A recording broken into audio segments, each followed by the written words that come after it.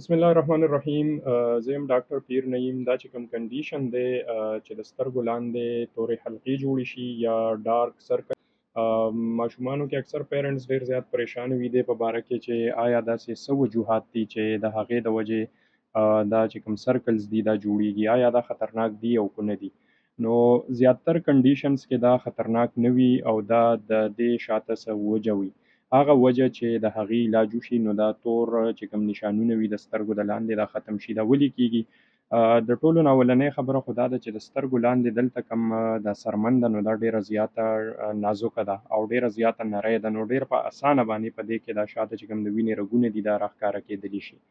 نو دا کم تور دا نشانونه چې وي دا اصل کې دغه د وینې دا رګونه دي چې کم دې ځګي کې په نظر راځي، یا ودي رنګ وي او یا تور معمولی تور بلویش کلر چې کم دی ډارک بلویش کلر ته دا چینج شي. اوس د دې وجوهات ډیفرنٹ کېدلی شي. ډیره انټرسټینګ خبره زه تاسو ته وکړم، یعنی په خوب کې چې کم ماشومان خوله یې کولاو وي او ساه اخلي، یعنی د دوی پوزه بنده ده، د څه وجې نه هم کېدلی شي، الرجي کېدلی شي، زکام کېدلی شي، یا د دوی پوزه کې داسې یو کنډیشن دی اډینایډز چې دوی په پوزه باندې ساه نشي اخیستی پراپر.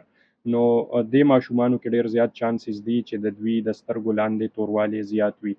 د هغې وجه دا ده چې کم د سترګو او د پوزې کنیکشن دی نو دا تقریبا یو دی. ځکه تاسو به کتلي وي اکثر کم ماشومان یا کم خلک چې جاړي په جړا په دوران کې د هغوی د سترګو نه اوښکې او د پوزې نه ورسره هم اوبه ځي.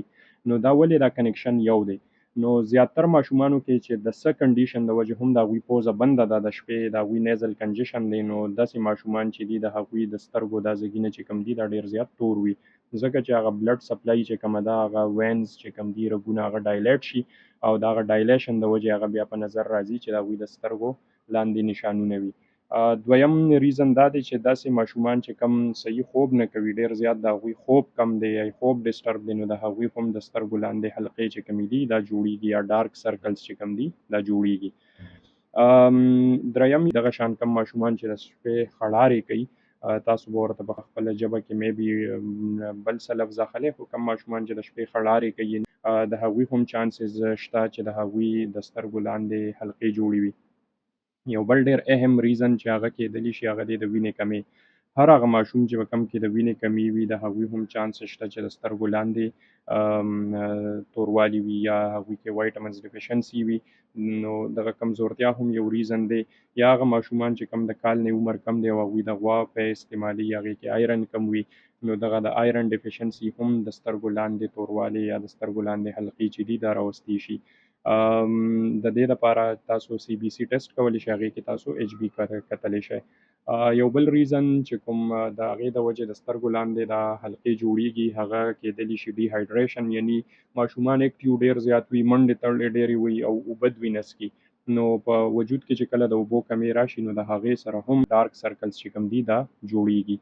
نو کله هم که تاسو ته داسې مسله وي نو اول میک شور چې تاسو ته دا پته وي چې ماشوم د شپې ویده کېږي د هغه خو ساه نه بندېږي او په خوله باندې خو ساه نه اخلي، که په خوله باندې ساه اخلي او الرجي ورته وي نو بیا د الرجي علاج وکړي نو دا مسله به د هغې سره ختمه شي.